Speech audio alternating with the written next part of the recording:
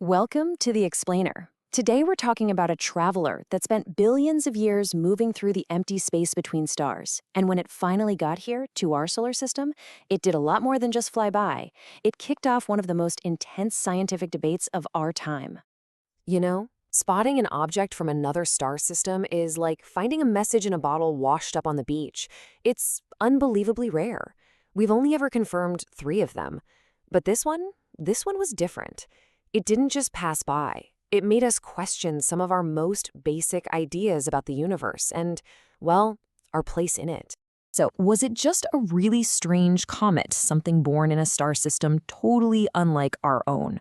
Or was it something else? The data that came back was so bizarre, it actually split the scientific community, starting a firestorm of controversy that's still being talked about. Okay, so before we get into the whole controversy, let's just lay down the groundwork. What are the facts that everybody agrees on?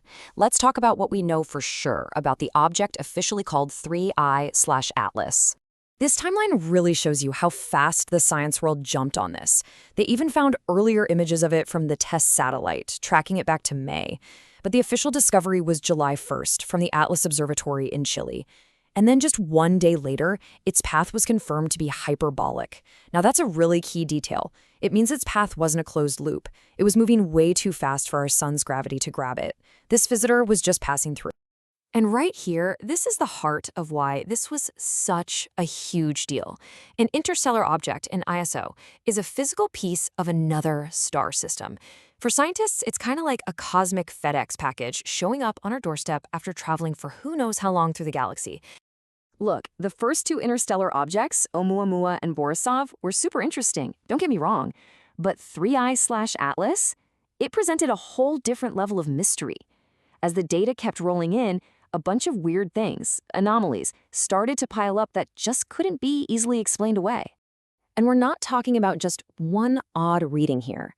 This was a whole collection of strange observations, a file of curiosities that just didn't fit the standard model of what a comet is supposed to look and act like.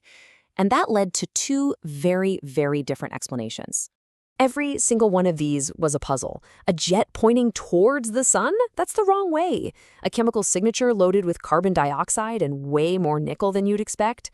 An orbit so close to ours that it was a 1 in 500 chance. And to top it off, this weirdly perfect system of 3 symmetrical jets. You put it all together and you've got a picture of a very, very strange object. Okay, so you have all this strange data. You have to explain it somehow. And this is the exact moment where the scientific community split right down the middle. One side said, hey, it's just a new, really exotic kind of natural comet. And the other side, well, they proposed something far more radical. This slide really illustrates the divide perfectly. Was that jet pointing toward the sun just a trick of perspective, a feature we call an antitail, just a really big one? Or was its tight, focused beam, what scientists call a collimated jet, a sign of something more controlled, something not natural? The chemistry was another huge point of contention. The mainstream view was that its chemical makeup was a clue about where it came from, a star system where comets are just built differently. But the alternative view pointed out that the high nickel-to-iron ratio, while weird for a space rock, is actually pretty common in alloys we make here on Earth, like stainless steel. Was that a clue? And even its flight path was debated. Was it just a random coincidence that it flew so close to the plane of our solar system, plus the fact that, our telescopes are mostly looking along that plane anyway? Or was a path with a 0.2% probability a sign that it was aimed? So here you have the official consensus. In a public Q&A, NASA experts laid it out pretty clearly. Yeah, it's weird, but with data from almost 24 different missions, it all points to a natural explanation. A strange comet, for sure, but still just a comet. But then you had Harvard professor Avi Loeb, who pushed back hard. He basically said that when you have this many anomalies all together, you have to at least consider the technological hypothesis. In his mind, to just ignore that possibility wouldn't be good science. So pretty quickly, this debate became about a lot more than just 3I/8 loss. It blew up into this huge public conversation about how science should work, about being open-minded, and about how we should deal with these really big mysteries. His critics, like the ones on the AstroRite blog, basically accused Loeb of using his big-name credentials to chase headlines. They argued he was misleading everyone and taking the spotlight away from the real, painstaking work being done by actual comet scientists. Loeb fired right back. He said the attacks on him were really about enforcing conformity and killing creativity. He claimed this kind of herd mentality was what stops science from making big breakthroughs, because it discourages people from taking risks with imaginative ideas. So after months of observation, analysis, and debate, the consensus stuck.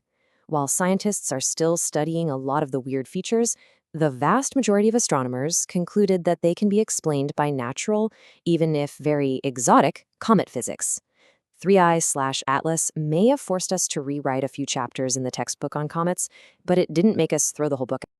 So what's the big lesson from all this cosmic drama?